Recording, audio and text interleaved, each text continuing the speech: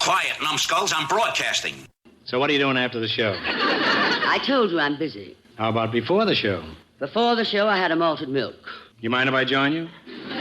I'm trying to tell you as gently as I can. I can't see you before, during, or after the show. Well, now that you've given me the brush, how about you and me going out and painting the town red?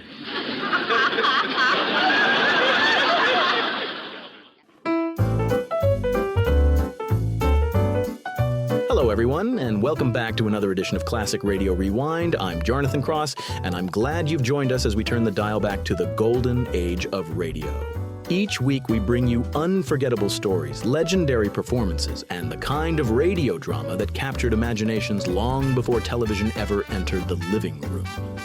If you're enjoying these classic broadcasts as much as we enjoy sharing them with you, be sure to tap that like button and subscribe on your favorite podcast app. It's the easiest way to make sure you never miss another journey into radio's rich past. Later in today's program, we'll be stepping into the shadows with a chilling tale from the Hermit's cave. But first, it's time to saddle up for a story of justice from the Old West. Coming up now is the Lone Ranger. In this episode, titled Key to Justice, the Lone Ranger and Tonto ride into a town where the law has been twisted by corruption. When an innocent man is framed and the truth is locked away, it takes courage, clever thinking, and a symbolic key to restore justice and set things right. Originally broadcast on June 6, 1952, this is The Lone Ranger with Key to Justice.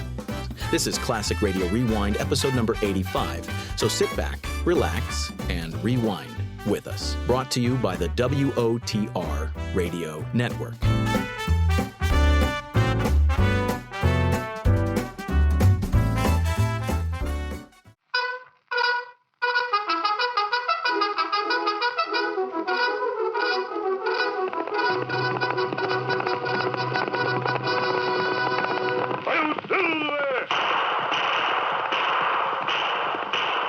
Horse with the speed of light, a cloud of dust, and a hearty hi-yo silver, the Lone Ranger.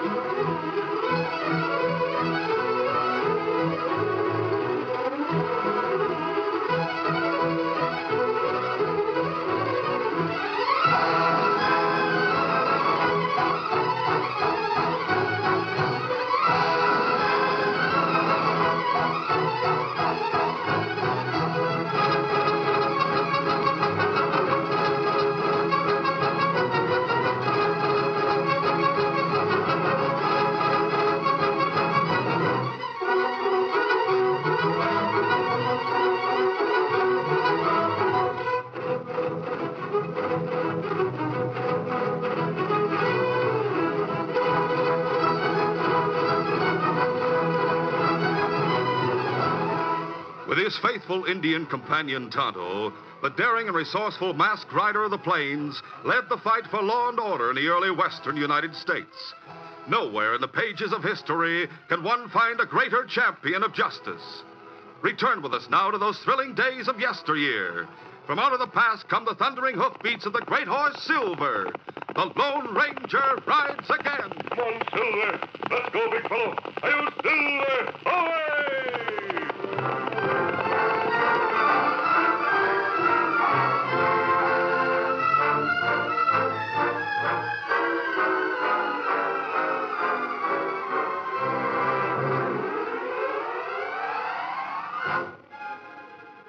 The town of Elmville was surrounded by mountains in which men dug or panned the streams for gold. About 1 mile north of town, a group of large rocks made a crude enclosure large enough to hide several men and their horses. There were 3 men there. Squint Crowder had lived for the past 6 months in Elmville. Jake and Steve were newcomers. When we left jail, I told you boys I'd find some way to make quick money. Didn't I say that, Jake? Yeah, Crowder, you sure did. As soon as we got your letter, Crowder, we knew you'd made good on your promise. Tell us about this, Jake. Well, there's not much to tell. Sometime today, an old galoot named Markheim will come along this trail. He's called Old Pop Markheim. He'll come alone? Yeah. We rob him? That's right. You think he'd be carry enough to make it worthwhile? Wait till I tell you about him. He used to own the general store in Elmville. He'd grub stake anyone who wanted to try his luck in the hills. Why, he gave away almost as much as he sold. It's a wonder he didn't go broke. He did. He had to sell his store and home to pay his debts. He left town and settled in a cabin in the hills about 2 miles north of here. That was several years ago. Since then, lots of the men he grub staked have struck it rich. Each one pays Markheim a share of the gold he takes from his claim. Yeah, that must amount to considerable. What's the old man do with all that gold? I'll tell you what I've learned, and you draw your own conclusions. The gold is sent to a lawyer in town. A man named Bates was an old friend of Markheim. Sent by the men who were grub staked? Yeah. Once a month, Markheim goes to town. He spends a couple of hours in the lawyer's office, and he buys supplies at the store, paying for them with gold. Then he goes back to his cabin. Passing by these rocks? Yeah, that's right. Does he take the gold with him? He has no bank account in Elmville. And I know very well that his lawyer wouldn't keep a lot of gold in his office. Then he keeps the gold in his cabin. That's what I'd say. What do you think, Steve? I think the same as Jake. Then we've all reached the same conclusion. He has the gold in his cabin. Why don't we go to the cabin instead of waiting here? We'll go there after dark when there's no risk of being seen by the prospectors in this vicinity. And why do we stop Markheim here?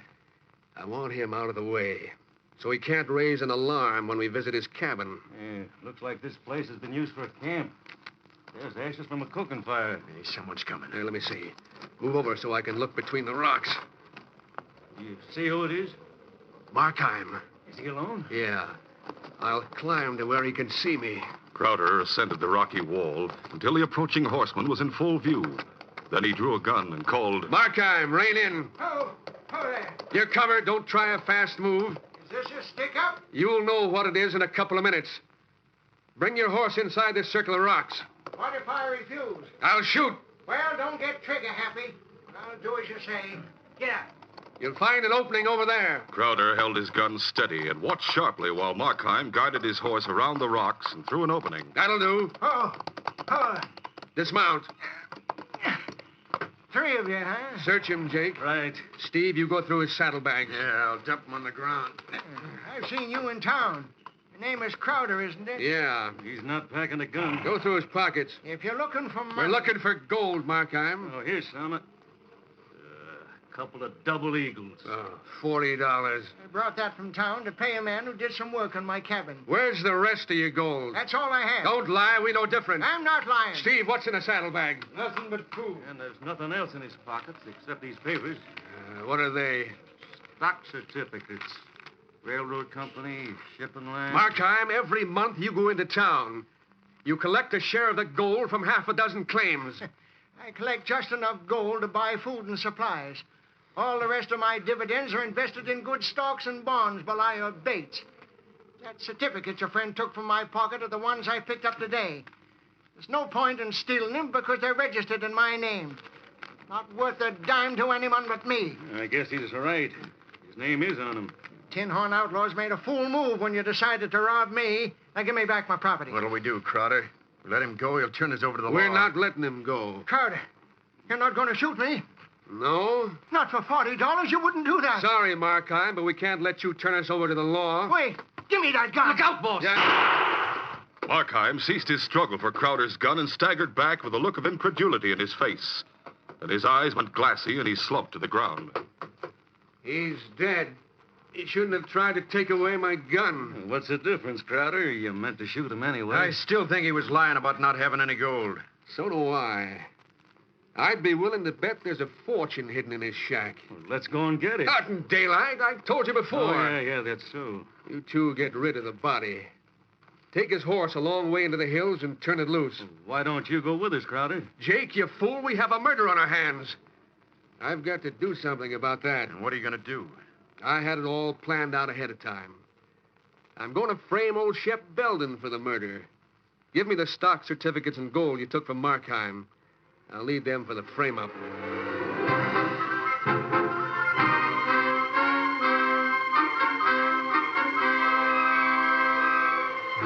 A few minutes later, the three crooks rode away. Crowder went toward town, while the others headed into the hills with the blanket-wrapped form of the dead man tied across the saddle of his horse. That night, Jake and Steve were back inside the circle of rocks at a few minutes before 8 o'clock. Presently, they heard approaching hoofbeats from the direction of town. Hey, maybe that's Crowder. It sounds like more than one horse, Jake. Maybe he's bringing someone with him. Look through the crack and see. Yeah. Steve peered between two of the massive boulders and saw the moonlit figures of two horsemen. He didn't know that they were Tonto, the Lone Ranger's friend, and Dan Reed, the teenage nephew of the masked man. What do you see? Neither one is Crowder. One's a redskin, the other's a teenager. Then keep quiet. They'll probably pass by.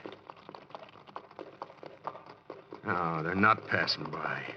They've left the trail. Jake and Steve drew their guns and listened to the clump of hoofs as the horses moved around the 40-foot circle of rocks to the opening on the side away from the trail. They advanced to meet the new arrivals. What do you want here? We not know someone already here. You were asked what you wanted. Golly, mister, we just wanted to camp for the night. That's right. This plenty good camp place. We use it other times. Well, we beat you to it. We're camping here. So vamoose. What'll we do, Tonto? We're supposed to meet... Dan, we go to town. Get him up, Scout. Come on, Victor.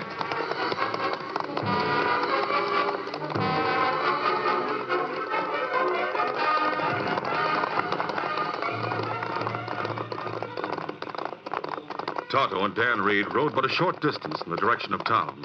Then the Indian signaled a halt. Ho, Victor, ho. Dan spoke first with concern in his voice. Golly, Tonto. We were supposed to meet the Lone Ranger in that campsite. If he doesn't find us there, he'll wonder where we are. Dan, you go to town. Get room in hotel. Stay there. Me go north to hiding place. Watch for masked friend. Good. Get him up, Scout. Come on, Victor. Tonto cut from the trail and circled through the hills to meet his masked friend, while Dan Reed continued on the route to town. He passed a single horseman traveling in the opposite direction. It was Crowder heading toward the meeting place. The outlaw reached there at 8 o'clock. You're right on time, boy. Steady. Everything is taken care of in town. What did you do with Markheim's body? We took it to a cave near Three Pines, and we turned his horse loose in the hills. Good. By the time it's found, the sheriff will already have the man to hang for the murder.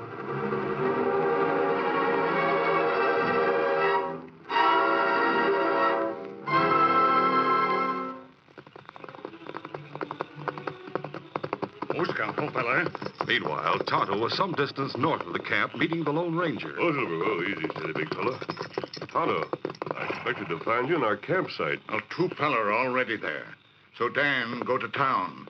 Him get room hotel. Wait there for us. You say two men are camped in that circle of rocks? Not right. Strange that they'd camp there when the town is so near. Unless they want to avoid being seen in town. You know who they are? Me not know. Let's find out. Come on, Silver. Get him up, Scout.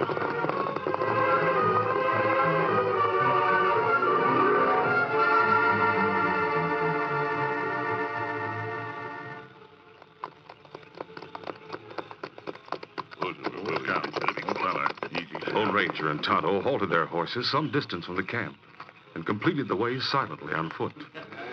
As they neared the rocks, they heard voices and quickly realized that there were now 3 men behind the rocks instead of 2. You sure handled it slick, Crowder. Yeah, you sure did, boss.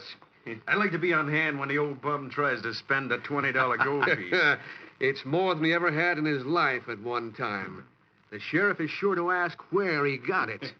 He'll say a stranger gave him 2 such coins for holding a horse for 10 minutes. That'll sure lift the sheriff's eyebrows. It'll sound like the biggest lie a lawman's ever heard. Yeah, that's the idea. Well, say, Crowder, suppose the sheriff asked the old man to describe the stranger who hands out double eagles. Before I met old Shep, I stopped at my place. I got into some fancy clothes I had in my trunk. A long tailcoat and fancy vest. And some false whiskers I used on a couple of stagecoach robberies. When Shep describes that outfit, the sheriff will be dead certain he's lying. What do you think the sheriff's next move will be? I figure he'll search the room where Shep sleeps. Yeah, probably will. Yeah, and there he'll find a couple of stock certificates I planted. The old man will have to say he doesn't know where they came from, but no one will believe him. Crowder, that's the tightest frame-up I ever heard of. On the strength of the evidence, a jury will hang old Shep for murder. Yeah, if a lynch mob doesn't hang him first. In either case, the murder will be considered solved, and we'll be in the clear. Yeah, I've got to hand it to you, Crowder. You're smart. Mighty smart.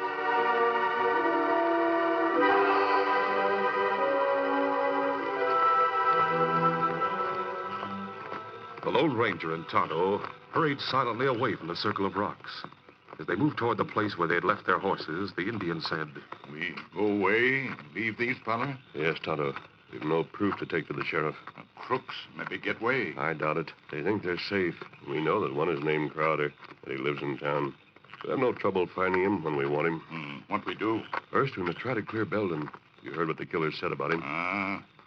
Him framed. Yes, and he's likely to be lynched before the truth is known. Dan Reed in town. Maybe him hear talk. Maybe him know what happened to old man. We'll find out, Steady Silver. Easy, fella. I'll wait at the edge of town while you locate Dan's hotel room. I'd like to get into it without being seen and questioned about my mask. Come on, Silver. Get him up, Scout.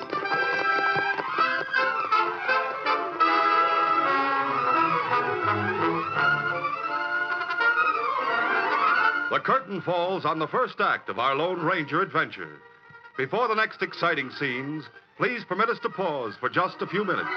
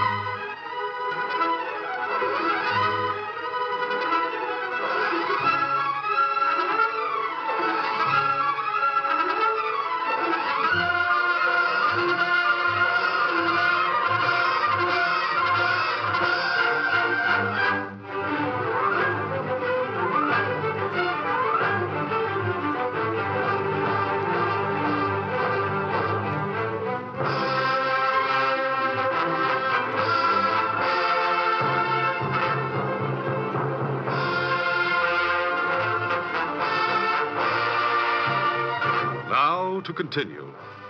Tonto learned that Dan Reed had a rear room on the hotel's first floor. He hurried to a woods where the Lone Ranger waited near the edge of town. The horses were left hidden there.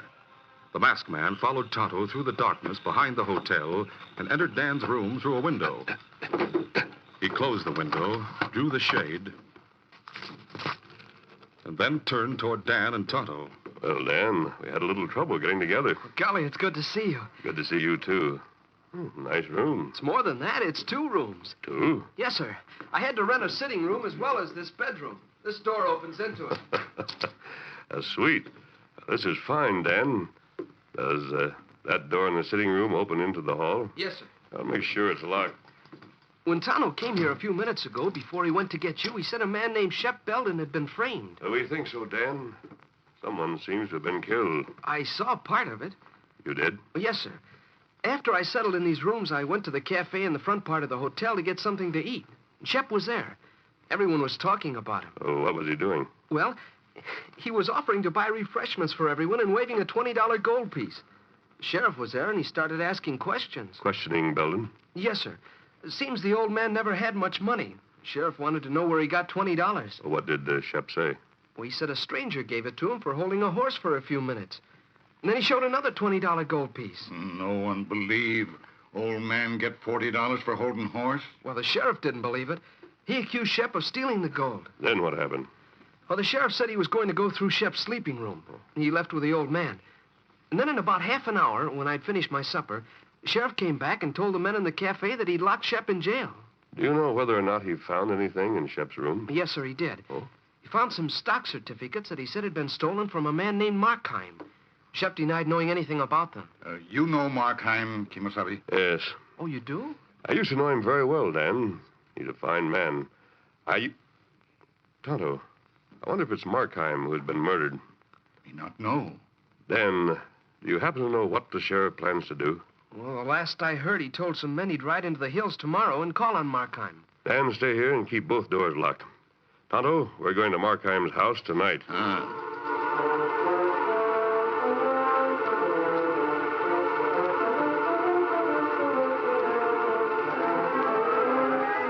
The Lone Ranger and Tonto left through the window and hurried to the woods where they had left the horses. There, they paused to tighten the cinches. Why we go to Markheim cabin? To see if he's there. If he is, we'll talk to him. If not, we'll talk to Crowder and those men who are with him. Are you ready? What matter, Kimasabi? I brought the key to Dan's sitting room with me. Oh, that not matter. Dan still have key to bedroom. I must have put it into my pocket without thinking when Dan started telling what he knew about old Shep. We ready now? Yes, easy, steady, big fella. Easy, Scout, easy, fella. Monsilver! Get him up, Scout.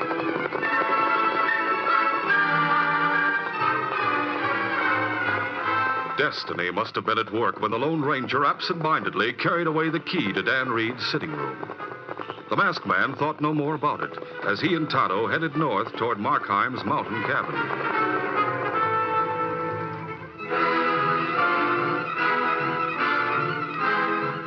Meanwhile, Crowder and his companions were already at the cabin. Jake was hidden in the darkness to stand watch, while Steve and Crowder searched inside by candlelight. There's nothing here. There's a ladder leading to a loft. You might have a look up there. Crowder, we're taking a chance. The sheriff might come here after he finds those stock certificates you left at Belton's place. That's why Jake is outside. If anyone comes here, he'll know it. I'll look in the loft.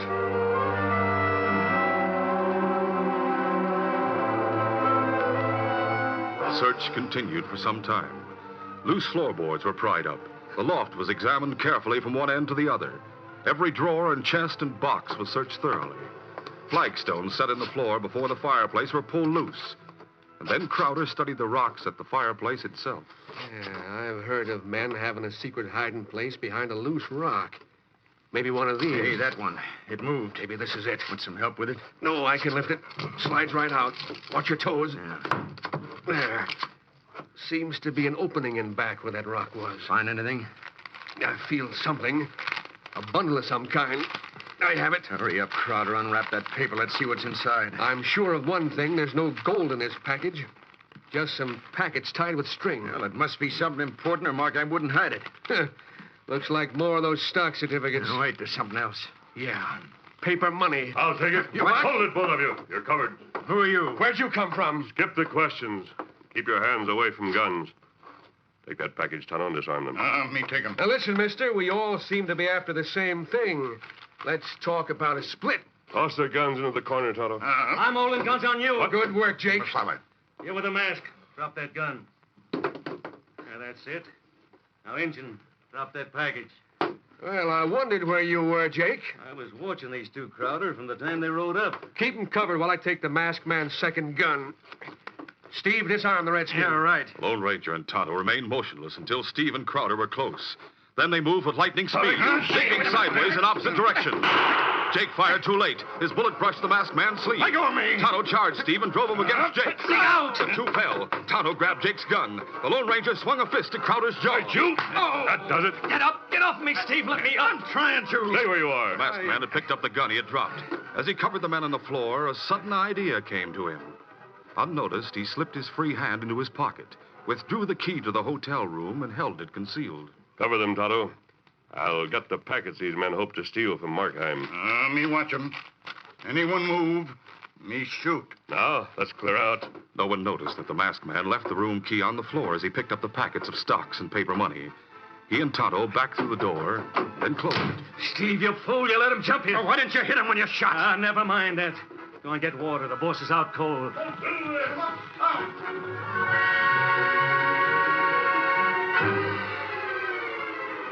The Lone Ranger and Tonto hurried back to town and once more left their horses in the woods.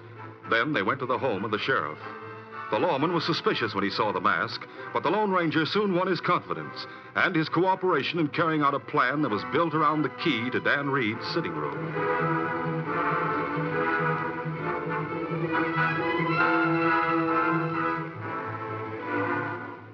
Though Though it was after midnight, an oil lamp burned in the sitting room. Most people in town had long since gone to bed, but the Lone Ranger and Tonto, waiting in that room, were wide awake. Presently, a soft tap sounded on the door. Maybe this what we wait for. I'll open the door, Tonto. You be ready for trouble. Me ready. Take it easy. Crowder. Now, listen, mister, I'm here friendly. What do you want? I want to talk to you. Come in. Tell your Indian pal to put away his gun. I'm not here to make trouble. Put it away, Tonto. My pals know where I am. And if I don't join them in half an hour, they'll tell the sheriff what they know. What do they know? They know the number of your room. Oh? What about it? I reckon the sheriff would be mighty glad to know where he can find the man who stole Markheim's cash and stocks. How did you find me? Yeah, that was easy. You dropped your key while you were in Markheim's cabin. I found it. The name of the hotel and the room number was stamped on it. What do you want? I'll lay my cards right on the table, mister. You robbed me. You're talking about Markheim's currency and stocks. I went to a lot of trouble to find it. I figure I'm entitled to at least a part of it. I'll split the cash 50-50 with you. What if I refuse? You're in no position to refuse, mister. If I send the sheriff here, he'll find Markheim's stocks and paper money. That, together with the fact that you're wearing a mask, will be enough to hang you for Markheim's murder. I wondered if you had murdered Markheim. His body will be found sooner or later in the cave near Three Pines. I see. Even if I split the currency with you, how do I know you'll not go to the sheriff about me? You'll have to take my word. That's not good enough. And as you said, Crowder, someone must hang for Markheim's murder. If I'm found with the sheriff with the stolen stock and part of the currency, I'll be that man. I'd be much more interested in what you're saying if you could give me some assurance that I'd be in the clear. All right, I'll tell you this. There's already a man in jail who is suspected of that murder. Who? An old galoot named Shep Belden. Why is he suspected? Because I arranged things. I framed him. The packets I took from you, Crowder, are right here in the table drawer. I thought they'd be in this room. Here they are. This one holds a stock certificate. I don't want those. That paper money is what I want. The door. Hold it. I've got a gun on you. We're with you, boss. I'm covering those two. Keep your hands up. Well, things are different this time, mister. Now all three of us have guns on you and the redskin. What does it mean, Crowder? Means we're taking the paper money. A double cross, huh? Call it that. You talked about a deal only so I'd bring out the Markheim packets. Your friends must have been listening in the hall. Could you hear through that door? We heard every word. We could hear through the door just as if it was paper. I know that. I made sure of it. What? I wanted the sheriff, the hotel clerk, and Markheim's lawyer to hear everything you said, Crowder. What's he mean, boss? I wanted them to hear you admit the murder of Markheim and the framing of Shep Belden. And we heard it all. Hey, Sheriff. I'll get him. No. He get this way. Let go. Let go of that gun. Hold it or I'll bust your arm. You'll never get me alive. Yes, again. Yeah, that's stopping him. On your feet, Crowder. Stand up and face the music. Sheriff, the lawyer. You're all in the adjoining room, Crowder, and heard everything. You see, that masked man left the key to this room for you to find. What? He left it. Yep. Then he made off with the cash. And let me show you what that cash is. It's Confederate paper money, and it's worthless. Why didn't you find that out, Crowder? I didn't see it good. Sheriff, we're not needed here any longer. We'll leave by way of the window. It's handy to our horses. Adios. Anything you do is all right with me, mister. Adios. So then. We're all obliged to you three. We sure are. You serve justice. Thanks. Thanks a lot. Oh, that masked man. Crowder, he figured you'd be just about smart enough to come here and try to get that cash. And you were just as smart as he figured. But you weren't quite as smart as the Lone Ranger.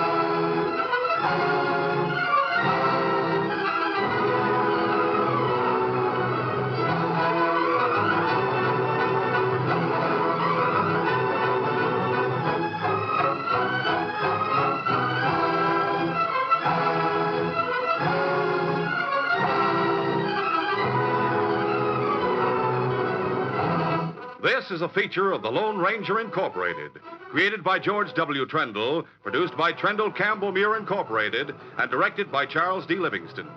Tonight's drama was written by Fran Stryker. The part of the Lone Ranger is played by Brace Beamer.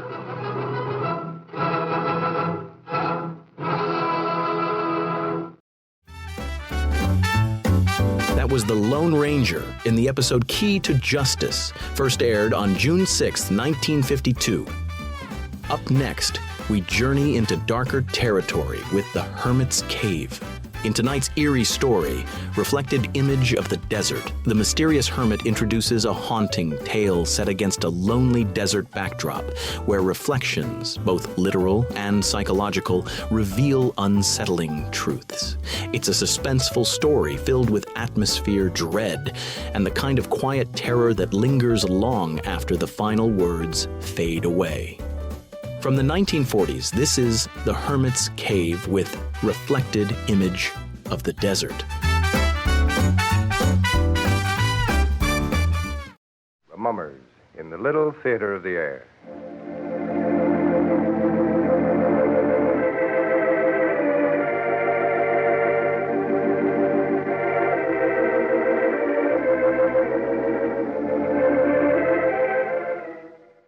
Now, The Hermit.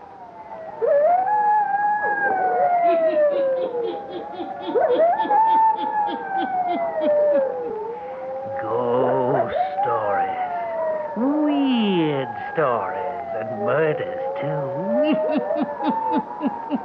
The hermit knows of them all. Turn out your lights. Turn them out. Have you heard the story, Reflected Image? Eh? Then listen while the hermit tells you the story.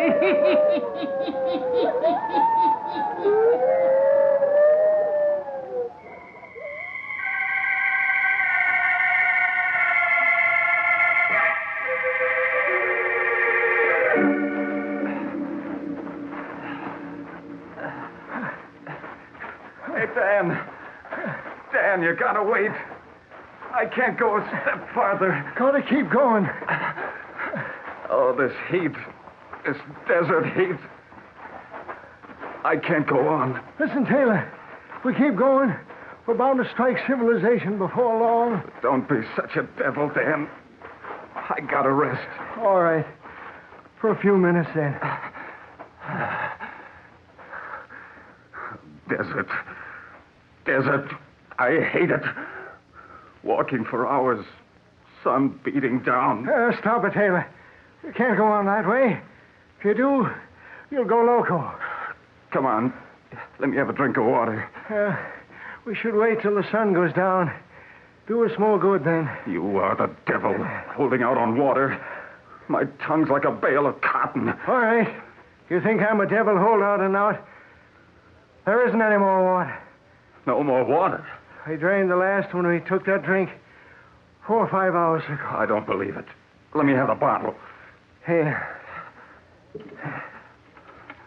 No water. No more water. No more water. Now, listen. Don't do no good to get panicky. Only make your thirst worse. Crying out like that. Just another day would bring us into a settlement. Lost. Our bones will bleach white here on the desert. Sit back and rest. It's getting cooler now. Dan, look. Look over there, atop that rise of sand. I'm looking. Do you see her standing there? I see the dead stump of a tree. So do you. I see her. A beautiful woman. The breeze blow on her dress. So cool-like. And Dan, she's waving to us, beckoning us to come on. Taylor, where are you going? Come back here. Wait. I'm coming. I see you. Don't go away. I'll get up. Just wait, that's all. Wait. Follow me. I'll take you to our cabin. Cabin? Water! There's a well near the cabin. Follow me. Dan! She's real! She's telling us to follow her! Dan, hurry! Follow me. Follow me to the cabin. All the water that you want to drink. Follow me. Dan! Dan! Taylor, you got to get a hold of yourself. I talked to her. There was a woman here. It was no dead tree. She said to follow her. That way. East, she said, to the cabin and water. Dan, you gotta believe. You gotta try it. Help me up, Dan. Oh, Taylor, you're seeing things. No, you gotta try. She was here, and she said to follow her. I can't believe you saw anyone. It's worth trying, isn't it, Dan? I talked to her. She said to walk this way. Come on. It's getting too dark to see, Taylor. We ought to... Oh, you're gonna try. Well... Come on. Where's the woman now? She went ahead. I saw her move this way. Hello? Hello? See? No one answered. You didn't see any woman. We gotta keep walking this way, Dan. Oh, it's crazy. Cabin. Water. The woman said this way. There wasn't any woman. You've gone off your nut, Taylor. If you don't stop this crazy stuff, I'm going to leave you in the morning. Strike out for myself. Look. Look. Do you see? Why, all that's good. A light. I told you. Cabin, water, just as the woman said. You must have seen a woman, Taylor. I didn't believe. Come on, Dan, hurry. We've struck real luck. Luck and water. Hello? Hello? We're coming. Hello? No one answers. It ain't a light in the cabin, Taylor. It's a star we see. No. It ain't no star. It's a light in a cabin too big for a star. It is pretty big, Taylor. You're right. I can see the shack now. Sure. Come on. The cabin door's open. They've heard us. The woman is waiting for us. Hooray! Water! Water!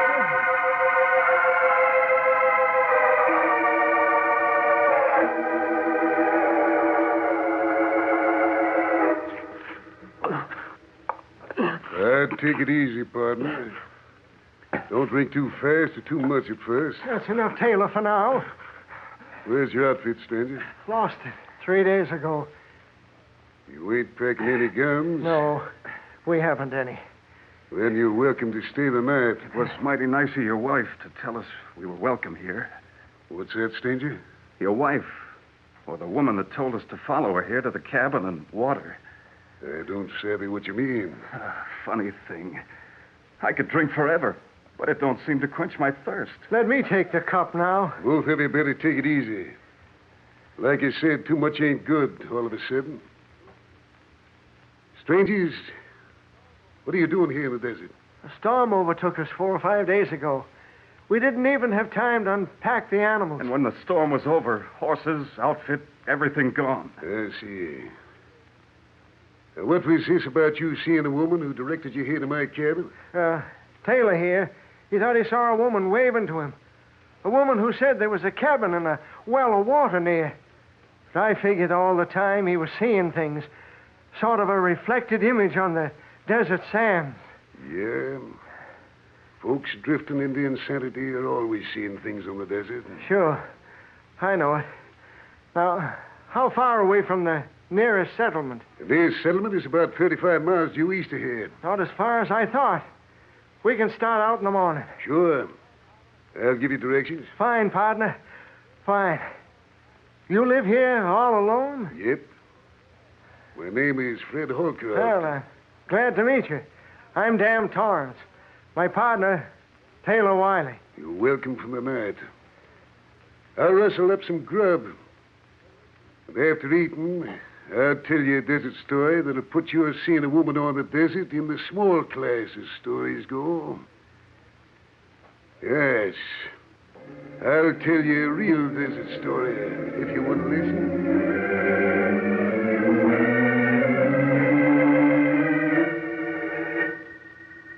This story will tell you what horrible things the desert can do to folks.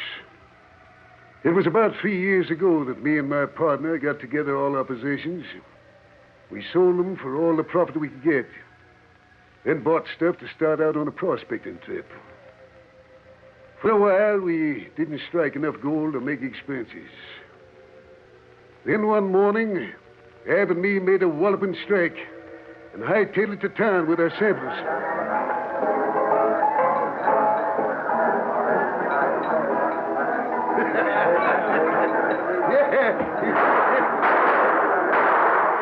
Yeah.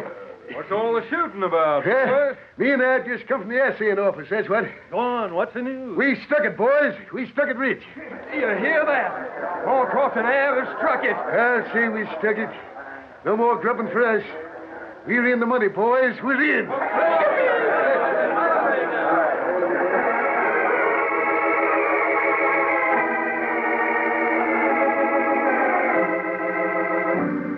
Yep, we was rich. The first thing I did was to send back to the settlement for my girl to come out to me. Ab helped me get ready for her. We built this here cabin. Of course, it's no mansion, but it's a sight better than most desert shanties. Well, Lila came out, and we was married in El Toro, and then came back here to the cabin. Lila, she brought things along to pretty up the place. Curtains and such. We was real happy. Ab, Lila, and me. And the gold was still coming in. Night times, Lila and me would make plans as to how we were going to the big cities and live like king and queen. Then one morning, I comes into the cabin. Lila was sitting in that chair where you are sitting now, stranger. And Ab was standing there by the table. I could sense right away that something was up. I says, supper on, Lila? No. Time for grub, ain't it? Maybe so. Go on, Lila. Tell him. Tell me what? Lila don't want to stay here with you anymore, Fred. I reckon Lila's able to talk for herself, Ab. What's this Ab is telling me, Lila? Eb's got it right, Fred. I hate it out here. And you won't give up and say we got enough to move on. Well, now... Let me do the talking. I can't stand it here in the desert. Not any longer. I'll go crazy if I have to be here another day. But I thought... Go on, tell him all of it, Lila. It ain't only the desert you don't like. It's him. Lila's in love with me. Is this true? Lila, tell me. Is it the truth what Ab is saying? Yes. Why, Ab, you desert rat, I'll break every bone in your body. Now, take it easy. You won't touch me so long as I got the draw on you. Fight like a man, you yellow-livered skunk. Put down that gun and fight like a man. Yeah, don't listen to him. Don't you lay a hand on Ab, Fred. I ain't afraid to fight him. There's my gun on the table. Now, come on ahead. Yeah. You...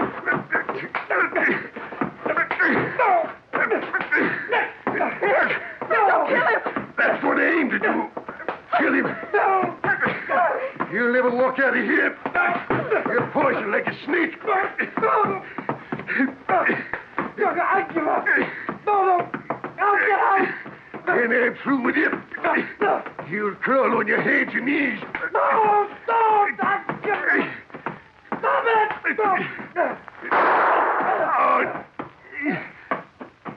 You winged me. I meant to kill you, you skunk. I can still fight this rat with one arm. And you... No, Fred! No!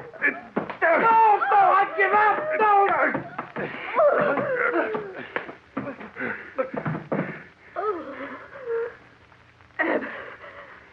Ab, speak to me. You killed him. You killed Ab. You can't kill a skunk like him. He's not breathing. Look, his head's all smashed from hitting the table. Ab, speak to me. Let me see him. Dead. You killed him, man, Fred Holcroft. Ab. Oh, Ab. You're to blame for this, Lila. You're to blame for it all. A no good woman. You tried to kill me. For all your sins, you'll pay. You'll start paying right now.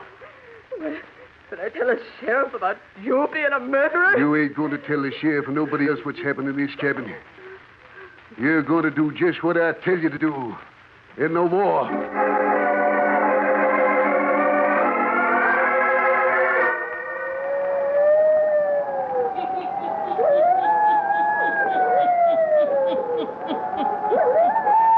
3 men on the desert in an old cabin. 2 listen intently as an old man tells them a strange story of murder. The woman who beckoned them to the cabin that night, where is she? The hermit will tell you before the night is done.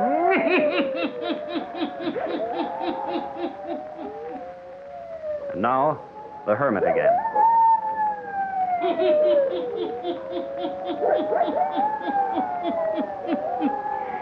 Fred Holcroft continues to narrate his strange desert story to the 2 men who were led to his cabin by a woman. Listen.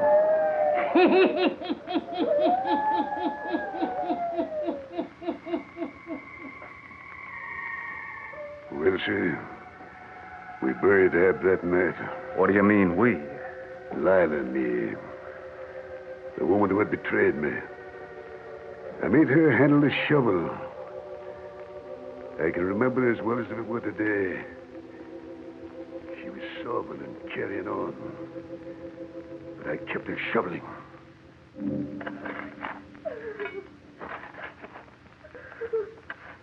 Keep shoveling. Cover up the man you loved. Make him a good deep grave. Don't look to me for mercy. Keep digging. You loved me once, Fred. You gotta have mercy. I don't recollect you have no mercy for me. I hope he can still feel things while he's there in the sand. Yeah. I hope the sand chokes him. Burns out his eyes. Get up on your feet. He's buried deep enough now. And you listen to what I'm telling you. If anybody comes this way, we don't know what happened to Ab. You hear? We don't know nothing.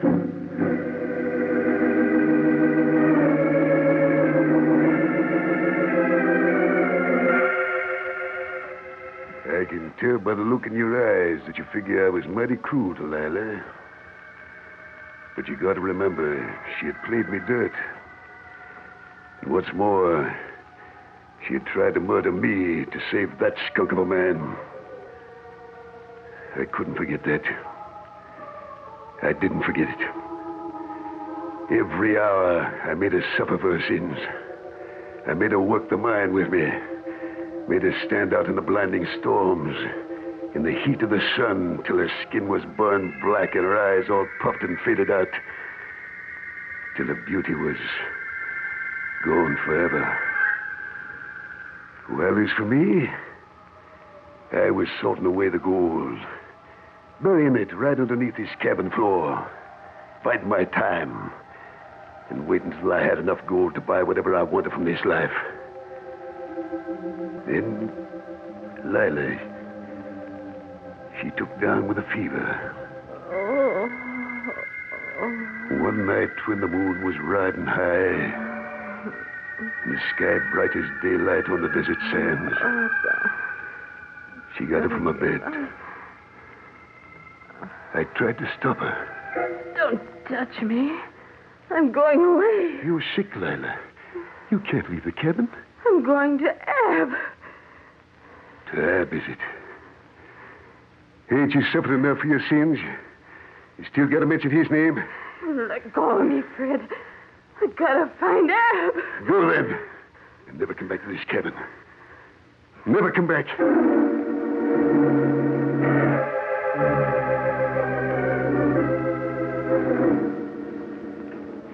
I stood at the door of this cabin watching her stagger away in the moonlight night. I never searched for her body. Her bones are bleached white by now from the sun. As for me, well, I always figured on moving on. But the sun and the desert, the scorching sands and the wild winds blowing, all of it sort of got into my blood. And I've stayed on here, hoarding my gold. But one of these days I'll be pulling out for the city, and the lights, the music, all the rich things money can buy. I don't understand it. Why are you telling all this to us, two strangers? How do you know we won't report you as a murderer? I don't likely know why I'm talking. Unless it's that the loneliness in the desert has got me. You let the woman wander off into the desert to die? I told you just as it happened. Don't you understand, stranger? That woman didn't die. It was her we saw tonight. Her that beckoned us into this cabin. She never died at all. Taylor, you never saw any woman. You said the dead stump of a tree. You thought it was someone moving. She talked to me, I tell you.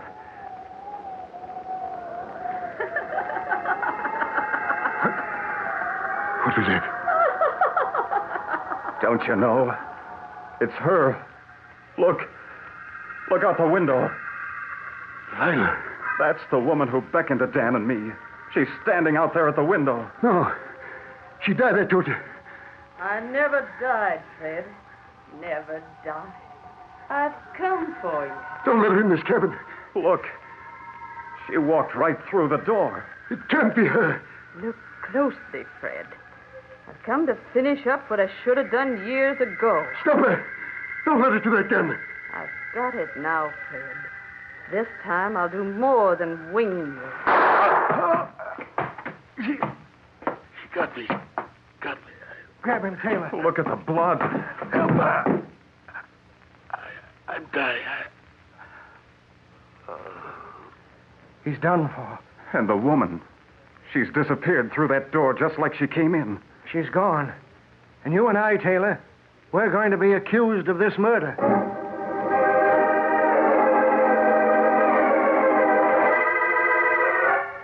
We're telling the story straight, mister. You've got to go out there and get his body. And you got to believe it, just as we told you. The woman killed him and vanished. We're not guilty. Sit down, stranger. Take it easy. What did you say the old guy's name was? Fred Holcroft, he told us. Old Fred, eh? Who struck it rich or thought he did? That's him. He's lying there in the cabin now with a bullet through his heart. I guess you two were really touched by the sun. You got to go out to the cabin with us and see for yourself. Listen, stranger. You ain't going to get anybody in Artura to go out to that desert shack to look for the body of Fred Holcroft. What do you mean? We mean there ain't no sense in looking for the body of him that's been dead for 20 years. I don't get it. Fred Holcroft's been dead for 19 or 20 years. I went out there at the time, recollect it well. I was in the party that went out there, too. Sure. Found his body and that of his wife's, both stretched out on the floor of the cabin. Died of the fever, I reckon. Why, there ain't any cabin out there anymore. Blowed away long ago by the wind. Yes, sirree. You two have really been seeing things. But you ain't the first ones that have come out of the desert telling about seeing a woman standing out there in the sands, beckoning them to the cabin in a water hole. Just a few months ago, a guy comes in here babbling about a woman who led him to a water hole. But ain't none of them ever been so touched before that they saw the old man or the cabin, or had a vision of a murder. Did anyone ever find old Holcroft's gold? Nope, nor his partner neither. Some folks reckoned he left Fred and his wife there to die and took the gold for himself. Listen, then. It may be we saw a vision, but you come out there with us to the spot where the cabin did stand. Maybe we can prove to you that the story we heard last night was true.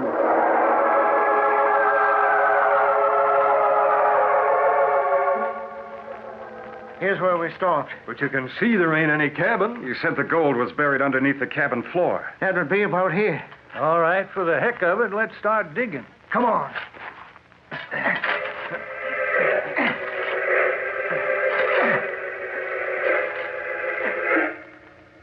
Gold. By cracky gold. Just as we told you. Just as he told it to us. Visions, huh? Visions on a desert. But it was more than our being touched by the sun. We saw spirits of the dead. We saw them and heard them. And we've found the gold that brought about evil and murder.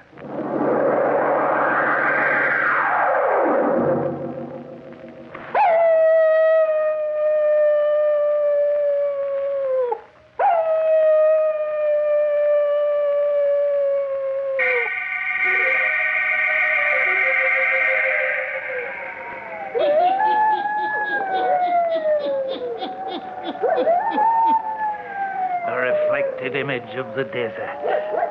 And yet it was not of the mind alone, but rather a ghostly vision of the past. Spirits that could not rest in their graves of sand. Ghostly visions returning to earth to walk the desert on moonlight nights. To speak to the living. To relate over and over the stories of their sin and murder. Yes. Turn on your lights. Turn them on. I'll be back. Pleasant dreams.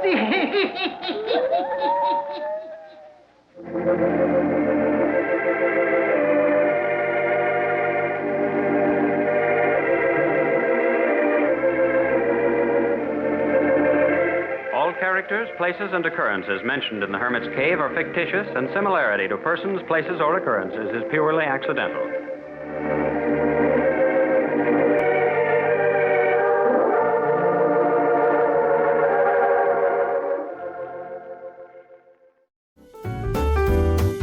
That was The Hermit's Cave with the episode Reflected Image of the Desert, originally heard during the 1940s, a chilling reminder of why these stories have endured for generations. If you enjoyed today's episode, don't forget to tap like and subscribe on your favorite podcast app so you'll be notified when new episodes of Classic Radio Rewind are released. Be sure to check out the WOTR Radio Network's 4 live streaming internet stations, each offering a non-stop lineup of classic radio favorites. And don't miss our brand new daily podcast dedicated entirely to The Whistler. Every known episode is presented in chronological order, starting from the very beginning of the series, and available now on your favorite podcast app. That wraps up this edition of Classic Radio Rewind. Thanks for listening, and we'll listen for you next week when we'll hear from Macabre and the Green Hornet. Until next week, this is Jonathan Cross saying keep that dial tuned to the classics.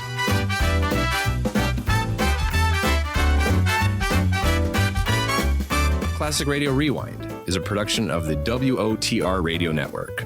For more Classic Radio Rewind and to listen to any of the WOTR Radio Network stations, go to www.wotrradionetwork.com. You're listening to the WOTR Radio Network.